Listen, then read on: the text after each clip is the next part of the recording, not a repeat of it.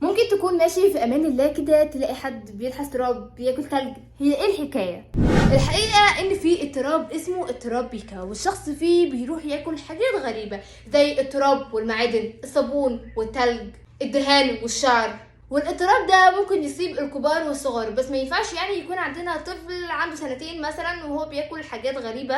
ما ينفعش نقول عليه انه مصاب بالاضطراب ده، لانه اصلا مش عارف ياكل ايه وايه هو الصح من الغلط، فلازم يكون من تشخيص طبي.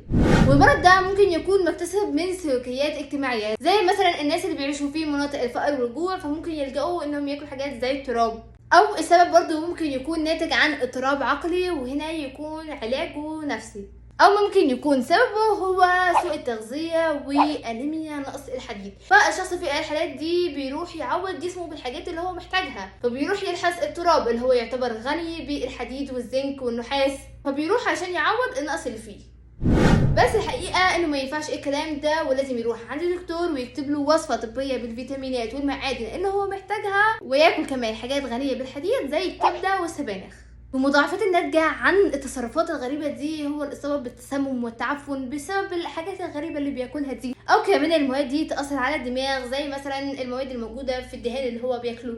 وفي الهند أجروا عملية جراحية لواحد عنده 50 سنة واستخرجوا من جسمه 72 قطعة معدنية. وانتوا بقى لحستوا التراب قبل كده ولا لأ؟